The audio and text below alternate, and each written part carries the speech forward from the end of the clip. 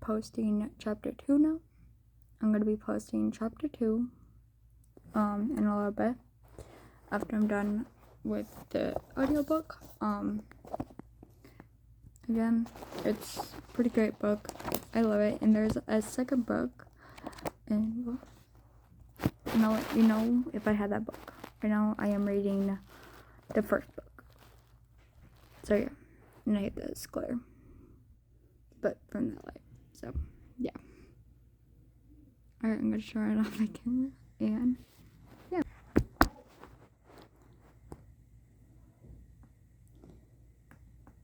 2. They awoke to the rapid, high-pitched buzz of their alarm. Dull red numbers announced that it was 6:30. Hearing nothing from the children's rooms, Nicole hit the snooze button. Evan rolled over, away from her. The light of dawn had yet to creep in through the cracks in the curtain. Sleep was still thick in the room. The alarm buzzed again, and this time Nicole sat up and shifted her feet over the side of the bed.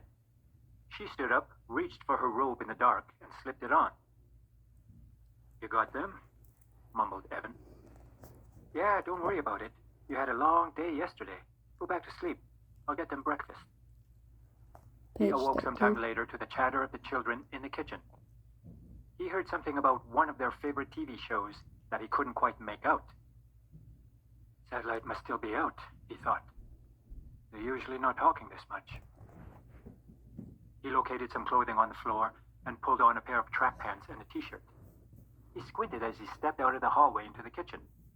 The sun was now well above the horizon, shining through the big picture window that faced east.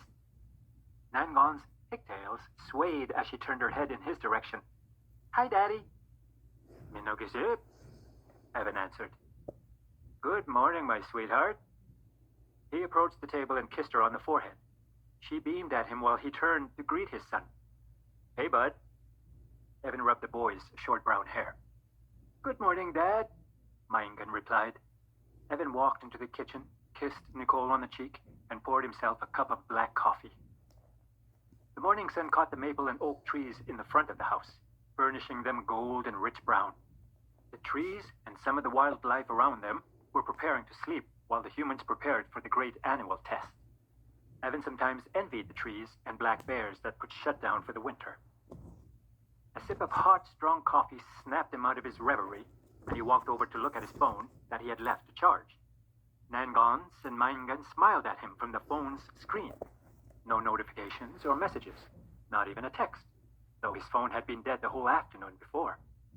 He picked it up for a closer look and saw that there were no bars showing in the upper left corner.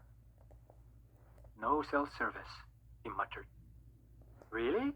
said Nicole. "I'll go check mine." Page She 14. walked to the bedroom and emerged a moment later, peering down at her own phone. Mine's out too." Cell service outages were common. The cell tower had gone up only a few years before, when the community was finally connected to the wider hydro grid. Even then, it only happened because the construction contractors from the south wanted a good signal while they built the massive new hydro dam further north on the bay. The tower had stayed up after they left, a new luxury for people who lived on the reserve. Many of them hadn't yet developed any sort of serious dependence on the service. An outage didn't evoke any real sense of frustration or panic. "What you doing today, Dad?" His son's voice brought Evan's focus from phone service back to his family. He turned to face the kitchen. "Gwis, my boy," he said. "I got a lot of work to do. A moose gave himself to us yesterday." "You got a moose?" "Yep, a big one. It took me a long time to get him out of the bush. That's why I wasn't home when you went to bed last night." "Cool." The boy was eager to join his father on his first hunt, but that was still a few years away. Evan first went on an actual hunt with his own father when he was 9, after spending years learning about the land. He had shot his first buck that fall. They didn't offer tobacco when they killed animals to eat back then. Evan only learned about that ceremony years earlier, when an elder took it upon himself to teach him and some of the other young people the old ways. Maingan shoved a last spoonful of cereal into his mouth. He dropped the spoon and cupped his small brown hands under the bowl, lifting it to slurp up the last of the milk. Nicole emerged from the bedroom in a pair of jeans and a gray hoodie. her hair gathered in a tight bun. She urged their son to put his bowl in the sink and get dressed for school while Evan cleared the rest of the table. He piled the dirty dishes on the counter, plugged the sink, and turned on the hot water. As he squeezed a bottle of yellow dish soap into the water, he wondered how long the cell phones would be down. Shit, he thought. I was going to ask Isaiah to come over and help with the rest of that moose. He stopped himself and smiled. The landline. It was still what most of the older generation used, and since the cell tower was unreliable, Evan and Nicole kept it around. Evan picked up the house phone, relieved that the familiar dial tone still hummed. Can I come hunting too, Daddy? Said Nan Gons behind him. Hey, Danis, he replied. Yes, you can, my girl, but not until you're older. Where's the Muzu? Muzu go jing. It's outside. Can I see it? Gawain. Not yet, my sweetheart. He's not ready. Okay. He took her small hand in his and looked down into her wide brown eyes and smiled. Her pigtails stuck out like antennas on the old TVs. But the little girl's question often lingered in Evan's mind long after she asked him, and he believed she held the wisdom of countless generations despite her youth. She was an old soul. He wanted her to question everything. He wanted her to grow up to be strong and intelligent. He wanted her to be a leader. The morning silence was eerie, but soothing. Often, the TV would be on throughout the weekday morning routine, and again on Saturdays for cartoons. Evan hadn't even thought about turning it on, and the kids didn't seem to mind that they ate at the table rather than on the couch. I don't know what she said to them, he thought, but it worked. Maybe they could keep the TV off in the mornings. Evan assumed that the satellite reception was still out, or maybe Nicole just didn't even bother to check. Either way, the kids always listened to her, and he appreciated how she guided their children patiently and with love and respect. He tried to think about how her parenting fit in to the teachings he was learning, but his mind was racing, so he ran his fingers over his buzzed hair and let it go. There had been no satellite TV in the community when Evan was little, just a CBC signal from a tower near the bay that the rabbit ears could pick up as long as there wasn't a storm. But people did have VCRs, and the tapes kept him and his siblings entertained when they were inside. Mostly, he remembered playing outside. Nicole came back with a dressed Maingan in tow. Okay, I'm taking the boy to school. We'll be here. Evan looked at their daughter, who was still at the table, and she flashed a bright smile. Let's go wave bye to your brother, he said. He picked her up, and they stood in the window to wave as Nicole and Maingan got in the blue pickup and pulled out of the driveway. Maingan was one of only a dozen kids in his class. The community's elementary school was small, with an enrollment of a little more than 100.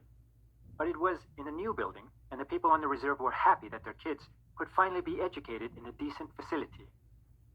Nicole and Evan had gone to school in moldy prefab makeshift classrooms that had finally, blessedly, crumbled. There had been lots of infrastructure improvements on the reserve over the last few years, including their connection to the hydro grid. The old diesel generators that had run their light bulbs and appliances for decades were still around, but they didn't need them anymore. They remained for backup, and the band no longer had to constantly truck in fuel for them. The hydro lines had also opened up a permanent service road that ran some 300 kilometers south and connected to the main highway. They relied less on the airstrip for supplies and travel, and now had the freedom to drive out on their own, theoretically. The weather and lack of maintenance often played havoc with that fine thought, though. Evan looked down at Nangons. This place has changed a lot, he thought. It'll be a lot better for you, my little star. So Nangons means little star. It will tell you that in a later chapter, but it's already telling you what her name already means. So yeah. It's weird that they put it in twice, but Nangons means little star. So yeah, and I'm happy that it says it earlier. So yeah, there are questions with the book, but I already filled them out, so yeah. But yeah, so now you already know what her name already means. And I do like that name. It's really pretty. It suits her as a 3-year-old. But yeah, so let's keep going. We only have like 3 more minutes of this book. Once Nicole returned, Evan finished tidying the kids' toys in the living room and poured himself another cup of coffee. He sipped slowly from the blue mug and looked out the kitchen window. Better get to work, he thought. I'm going out to the shed, he called. Gotta finish up that moose. It was cold outside, and the scent of the withering leaves on the ground was potent. A fire burned somewhere nearby. Evan instinctively looked to the south for any sign of movement or life. Everything was still except for the sound of an engine in the distance, a 4-wheeler approaching from the heart of the village that lay to the north of his home. Soon the vehicle came into view, and he recognized his friend, Isaiah North, in full res fall fashion, neon vest over a camouflage jacket. Isaiah pulled into the driveway, parked beside the blue pickup, and turned off the engine. When he stood to dismount, his tall, lean frame towered over the truck's roof. What's going on, bud? Not much, is it? Evan replied. Was just going out to the shed. Got a mojo yesterday. Good. Oh? Yep. Isaiah took off his cap and ran his right hand through his short, thick hair as Evan walked down the porch steps.